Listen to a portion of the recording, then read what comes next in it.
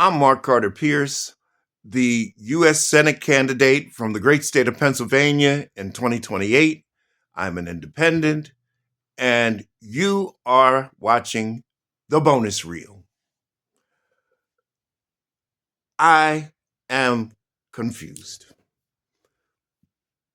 I'm really confused today. I just want to know, what did all our taxpayer dollars go toward yesterday? To bring some of these admirals and generals over 18,000 miles to attend a 2-hour Trump pep rally where he and Hegseth were expecting applause. Trump himself said, "I never walked into a quiet room before." And he told them, if you want to applaud, go ahead and applaud. These are dyed-in-the-wool military men who have seen combat, decades of military service.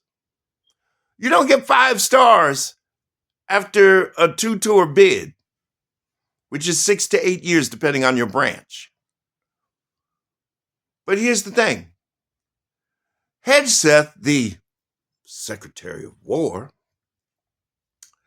obviously he's not familiar with a little thing called the Uniform Code of Military Justice. And the UCMJ dictates that no military personnel can applaud during political speeches. The comments that Hegseth made, obviously, he had to have had a couple before he went in there. Mind you, there was no profanity. There was no alcohol being served. But I think Hegseth had some, by the way he said certain things. We don't want fat generals and admirals walking the halls of the Pentagon. Really? Really? Says the guy that can't do one chin-up. Not one. I'm disabled. And in less than a week, I'll be 63 years old. And you know what? I can still do chin-ups.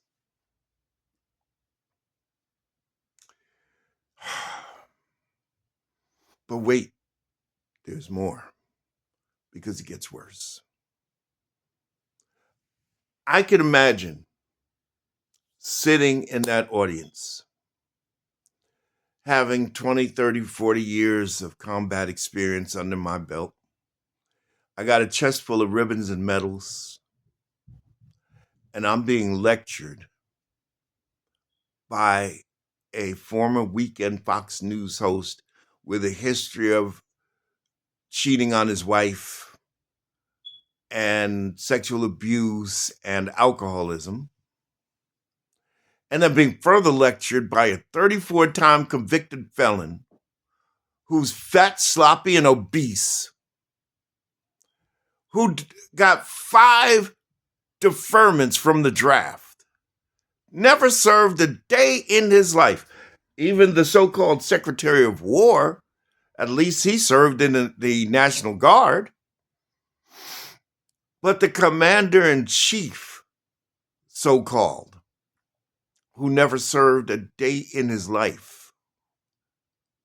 had his daddy pay a doctor to write letters that he had bone spurs. You know what? I have bone spurs. And I served. But here comes this guy. And you're going to tell people how to be soldiers? That's an embarrassment and a goddamn disgrace, in my opinion. But wait, there's more. Because his speech was a rambling stew of geriatric, dysfunctional nonsense. The signs of dementia are clearer today than they ever were. As he sat up there, and he spoke, he was half out of breath. He took pauses. He couldn't contain his thoughts at all. He couldn't form proper sentences. And what he was talking about was insane. Ugly ships. You're talking about ugly ships and aesthetics. Really? This is what you brought military leaders from every single general and admiral, let alone the fact that that is such a security lapse. You know, if I were Osama bin Laden, say, and I wanted to get back at America, yesterday would have been the day. I would have bombed the shit out of Langley.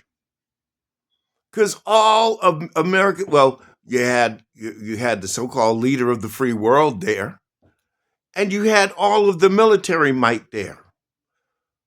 He could have taken them out in one fell swoop. But never mind that. Look at all those commands that were left without a leader in case there was an emergency. All for a 2-hour pep talk where he expected to be greeted with applause like his fucking rallies. Which didn't happen. It was prohibited from happening by the UCMJ. To the point where he had to beg for applause. And the stuff he was talking was pure damn nonsense. It was first of all, it started with the usual grievances. Obama messed it up. Biden made it worse. He totally omits that 4 years in the middle between Biden and Obama that he was in there. Where there's like just too much to list what he did wrong. A guy that called veterans suckers and losers. You're kidding me, right? And I'm going to be lectured by you?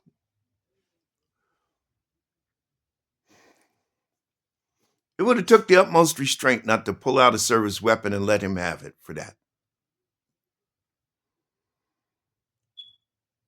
There were days in this country where somebody saying the things that he said to the troops yesterday would get you hung for treason. Utter fucking nonsense. And now look where we are. We're in a government shutdown. Here we are. We are there. And those same generals and admirals that had to put up with that bullshit yesterday, they're serving today and they're not getting paid. All those troops that are out in the streets in these war zones that he claims there are, like Portland, Oregon, and D.C., and Chicago, Illinois, they're not getting paid. L.A., they're not getting paid. One good thing is this should ramp ICE back some, because they're not getting paid either. Only essential personnel are getting paid. The good news is at least Social Security and Medicare, you will get your money. That's a whole separate deal. But if you have a problem, try reaching out to these offices. Rough camp. Rough camp. We are in the midst of a collapse of the United States. I know he says the same thing. He says, if you don't fight like hell, you're not going to have a country. Well, they fought like hell and the country's still here, but here's the thing. The guy that tells you to do things and says that you won't have a country if you don't do it, the things he's doing is destroying this country. There will not be a USA in 38 months if we allow this farce to go on. The country is at the breaking point. He has divided it so badly that there's such partisanship that people can't deal with it. Then there's the matter of the economy itself. We are in a recession, no matter what he says. We are in a recession. The indicators are all there. We are in a recession. For the first time in 250 years, the state of Nebraska might be the first state to go bankrupt because the farmers aren't making any money because of his tariffs. If it's not the tariffs, it's ICE running off the workers. I've seen pictures of fields of strawberries that have gone to rot. As a matter of fact, look at all that U.S. aid food that was supposed to go out that was paid for by Congress to feed starving children. And where did it go? Nowhere. It sat on the docks and rotted and they had to burn it. Does that make any fucking sense to you?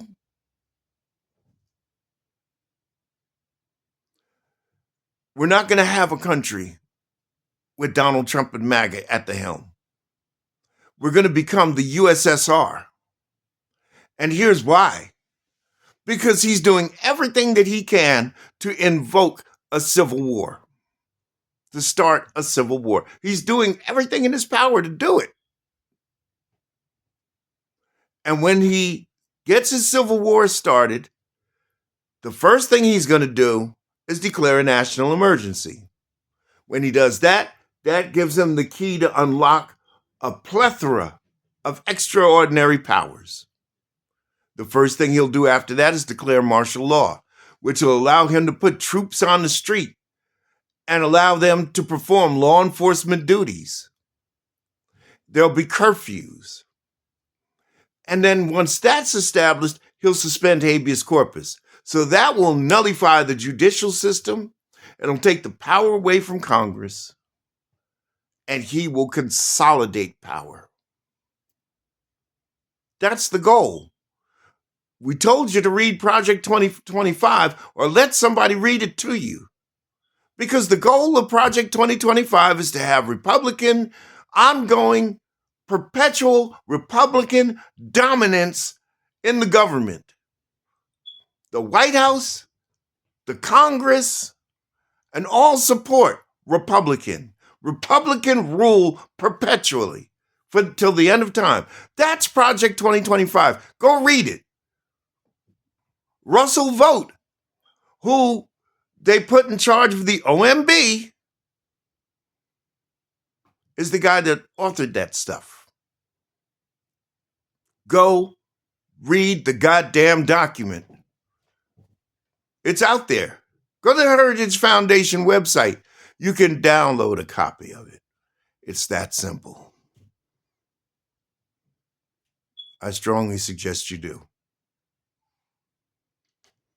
Because if we, the people, don't start making moves and put a stop to bad grandpa's nonsense, we'll be the USSR in 2028. Comment, like, and share. I am Mark Carter Pierce, the independent U.S. Senate candidate from the great state of Pennsylvania for 2028. Hope you learned something from this. Thank you. God bless, and we'll see you on the next one.